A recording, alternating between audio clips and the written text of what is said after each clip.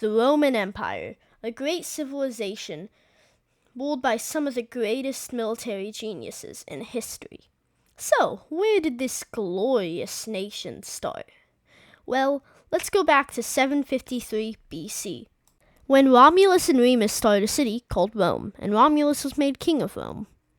And then, eventually, the monarchy was overthrown and a republic was established.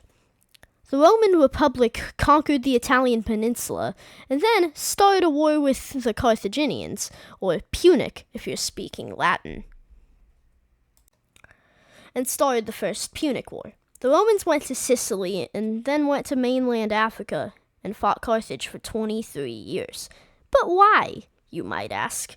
Well, the Roman Republic had a way of not giving too much power to one person, so they gave power to two people, called consuls. They also had a senate, and the consuls had 1 year in power to earn as much glory as possible, something that was very important in Roman culture. So they couldn't miss a good opportunity for war. In 264 BC, the Romans declared war on Carthage. The war mostly took place on Sicily, but it was on mainland Africa for a little bit, and the Romans won. Then the Romans declared war on Carthage again, but it wasn't as easy this time, as the Carthaginians had a general named Hannibal Barca, but the Romans were barely able to defeat Carthage, and as a result, Carthage nearly fell. The Romans now had territory in modern-day Spain. In 192 BC, the Romans and the Seleucid Empire declared war on each other. The Romans scored many different victories that ended the war soon after. That is a Roman victory. Rome was now starting to become an empire, and this was just the beginning. Then Macedon attacked Rome. Most people thought that Macedon would win. So did they? No. Macedon was conquered by Rome. Carthage was still barely around, and it wasn't a world power like it used to be. The Romans believed that they must conquer Carthage. In 146 BC, Carthage was completely conquered. Now, the Romans had land in Africa. You can start to get a picture of the Roman Empire now. Then, the Roman Empire finally conquered the rest of Greece. By 120 BC, Rome had conquered most of Iberia, part of Turkey, coastal areas of the Balkans, and part of modern-day France. In 113 BC, the Romans ambushed Germani tribes and lost against the tribes. Then the Germani came back, and when the Romans met them in battle, it was a disaster for the Romans. By 104 BC, Rome had conquered more of northern Africa. In 103 BC, the Germani came back again, but the Roman consul Marius defeated the Germani. Marius defeated the Germani again, and ended the war between Rome and the Germani. In 88 BC, Pontus attacked Roman territory, which started a war, and Rome won the war.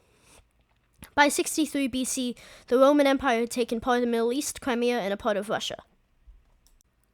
In 60 BC, a pretty insignificant guy named Julius Caesar joined forces with a general named Pompey, and then Caesar was made consul. Caesar started conquering areas in modern-day France and won many battles, and was no longer insignificant. Caesar then went to modern-day Germany and Britain. Caesar was starting to struggle, but by 53 BC, the Roman Republic was growing. By 50 BC, the Roman Republic had conquered all of modern-day France and was growing very fast. Caesar decided to attack General Pompey, and even though he was outnumbered, Caesar won. This seemed like it was the start of a civil war.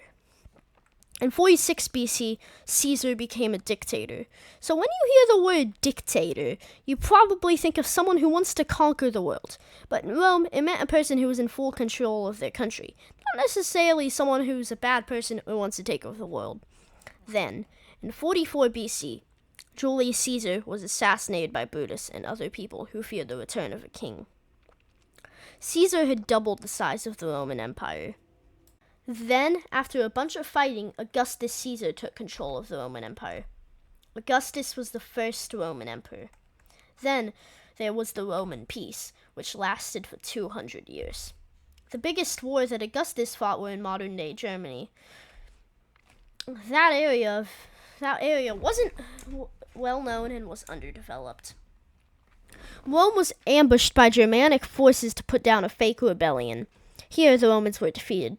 Augustus died in 14 AD at age 75. By the time he died, the Romans controlled northern Africa, modern-day France, Spain, Portugal, the Middle East, and part of Germany, and Crimea.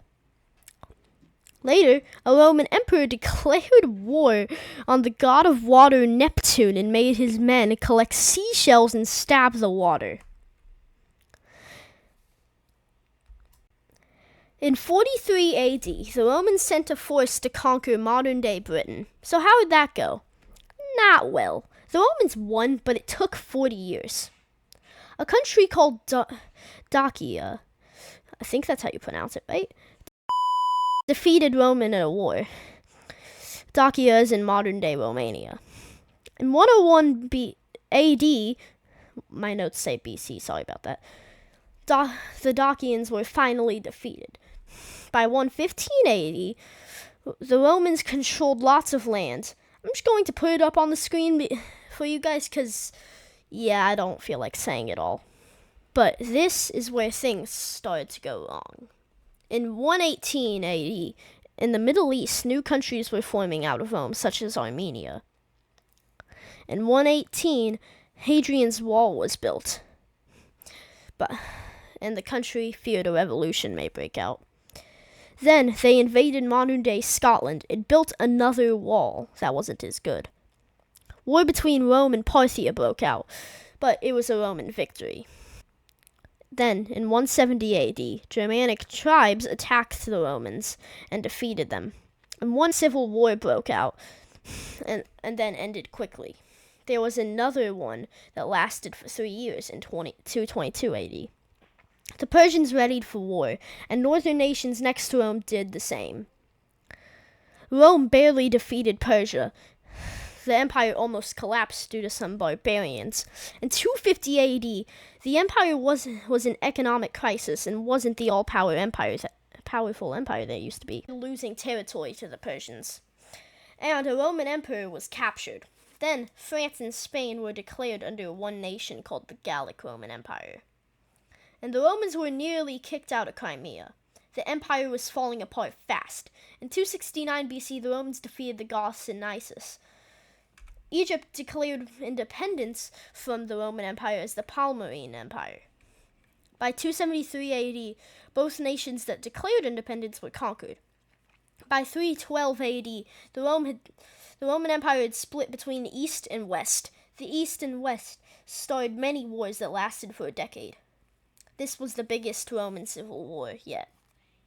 By 324 AD, the West defeated the East, and the civil war was over. In 364 AD, Rome split between East and West again.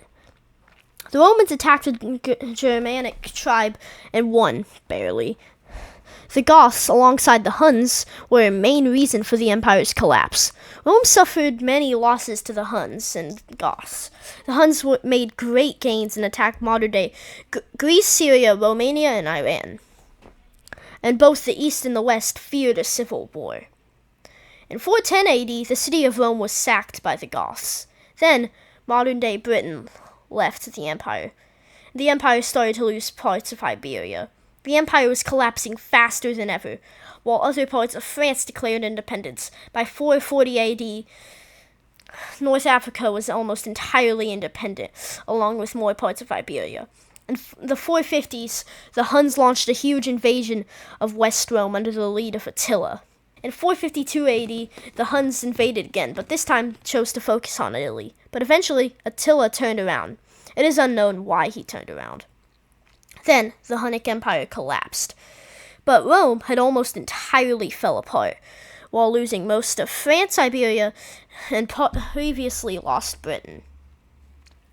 Then, the Vandals sacked Rome again. The West Roman Empire finally collapsed.